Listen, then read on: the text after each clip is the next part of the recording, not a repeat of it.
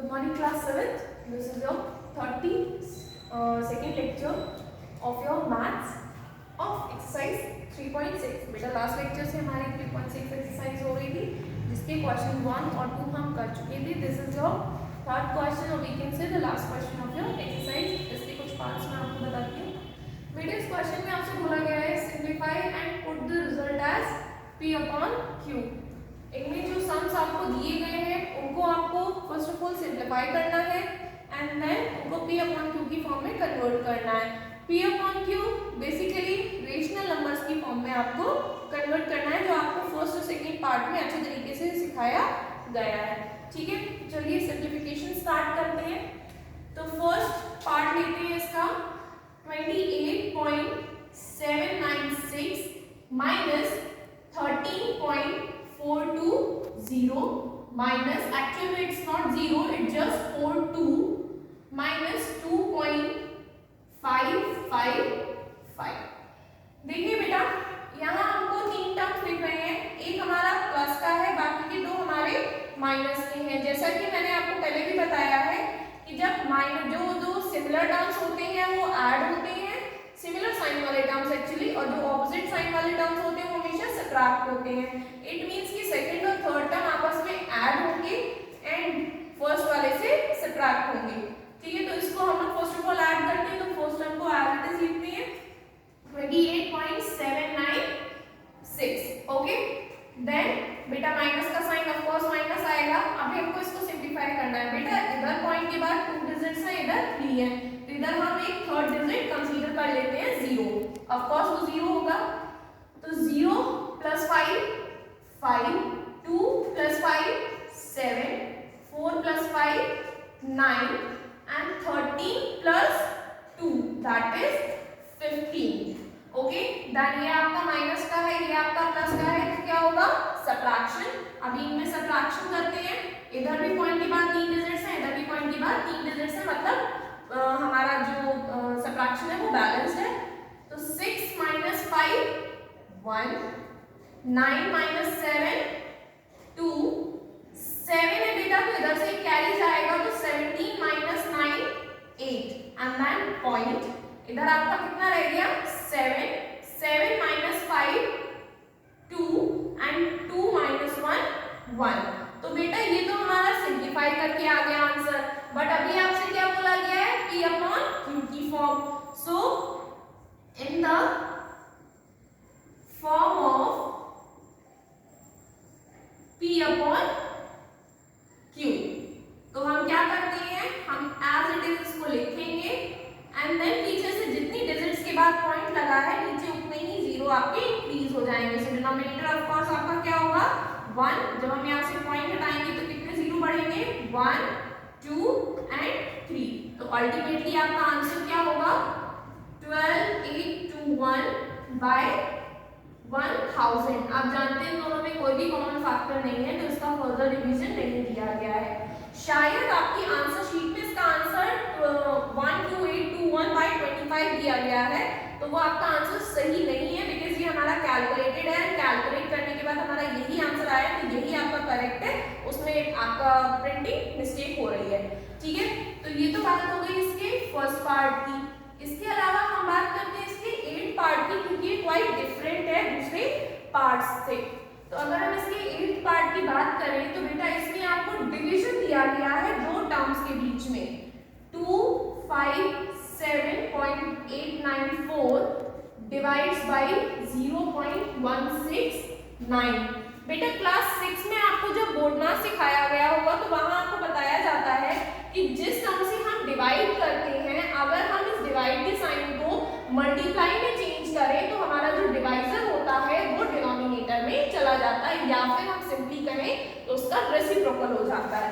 तो हम डिवीजन को क्या करेंगे रेसिप्रोकेट कर देंगे, मल्टीप्लिकेशन में कन्वर्ट करेंगे तो 257.894 is multiplied by 1 upon 0.169 which is actually equal to 257.894 by 0.169. बेटा इधर भी पॉइंट के पहले 3 डिजिट्स हैं, इधर भी पॉइंट के पहले 3 डिजिट्स हैं, तो पॉइंट से पॉइंट कैंसिल। अभी हम इन टर्म्स को कैंसिल कर सकते हैं, बट फर्स्ट ऑफ ऑल हम इसको क्या लिखेंगे 2 5 7 8 9 4 बाय 1 6 9। आप कहेंगे कि मैम अब डिवीजन हम कैसे करें, ये काफी बड़ा है, तो आप क्या करिए, आप इन दोनों को फैक्टराइज कर लीजिए, तो जो कॉमन फैक्टर मिलेंगे आप उनसे सिंपली इनको डिवीजन कर देंगे। तो इन दोनों में एक कॉमन फैक्टर है आपका 13। आप 13 से जब इसको डिवाइड करेंगे, तो जब आप इसको डिवाइड करेंगे तो ये आपका जाएगा 19838 टाइम्स वाई। जब आप 169 को करेंगे तो आप जानते हैं 169 13 का एक्चुअल में स्क्वायर भी होता है, तो ये आपका कितने टाइम्स जाएगा 30 टाइम्स। ठीक है, जब आप फर्दर इसको डिवाइड करोगे तो इस फैक्टर में अभी भी 30 आता है और इसमें भी आपका 30 आएगा। जब आप इसको डिवाइड करेंगे तो देखिए 13 1 जा 13, दैट इज कितना बचा आपके पास 19 माइनस 30 6 68, देन 13 5 जा 65, देन आपके 68 माइनस 65 3 33, तो 13 2 जा 26, 33 minus 26 is 7 and 78, तो 13 6 जा 78, तो अल्टीमेटली आपका आंसर कितना आएगा 1526। बेटा आपको दिख रहा है कि 1526 हमारा होल नंबर में है, तो अगर आपको इसको फ्रैक्शन में लिखना भी है तो डिनोमिनेटर में बस क्या ऐड हो जाएगा 1, नथिंग एल्स। अल्टीमेटली आपका आंसर 1526 ही आएगा। ओके बेटा, आई होप कि आपको ये दोनों पार्ट्स अच्छे से समझ में आए होंगे। थोड़े से डिफरेंट पार्ट थे, एक थोड़ा सा और डिफरेंट पार्ट है, दैट इज योर पार्ट 4। अब हम एक बार उसको देखते हैं कि उसको हम किस तरीके से सॉल्व करेंगे। ओके ओके क्लास, तो आपका जो फोर्थ पार्ट है वो मैंने यहाँ पर राइट किया है। देखिए यहाँ पर थोड़ा सा ब्रैकेट्स में दिया गया है, काफी इजी है। सबसे पहले तो आज कैसे हम सॉल्यूशन में लिखते हैं, तो 6.25 प्लस 0.36 माइनस 17.2 माइनस 8.97। बेटा क्लास 6 में जब आपको सिंप्लीफिकेशन सिखाया गया था बोर्ड मार्क्स में, तो आपको ये बताया गया था कि फर्स्ट ऑफ ऑल हम ब्रैकेट सॉल्व करते हैं, देन बाहर के साइन को सॉल्व करते हैं। तो हमें दो ब्रैकेट्स यहाँ पर दो स्मॉल ब्रैकेट्स दिख रहे हैं, तो हम उन स्मॉल ब्रैकेट्स को फर्स्ट ऑफ ऑल सॉल्व करेंगे। यहाँ देखिए बेटा फर्स्ट ब्रैकेट में दो टर्म्स हैं, दोनों ही टर्म्स आपके प्लस के हैं, मतलब इसमें बेसिकली क्या होगा एडिशन। तो एडिशन करते हैं, यहाँ भी पॉइंट के बाद 2 डिजिट्स है और यहाँ भी 2 डिजिट्स है, तो बैलेंस एडिशन है, तो करते हैं। तो 5 प्लस 6 11 एंड 2 प्लस 3 5 और 5 प्लस 1 6, 0.6 प्लस 0 6।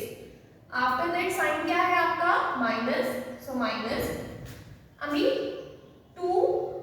बेटा ये आपका बैलेंस नहीं है, तो हम यहाँ पर क्या सपोज कर लेंगे 0, तो 0 मींस 10, 10 माइनस 7 3, देन यहाँ पर 1 हम 17 से कैरी लेंगे, तो 11 माइनस 9 मींस 2, देन आपका पॉइंट आएगा एंड यहाँ पर बचेगा 16, 16 माइनस 8 8।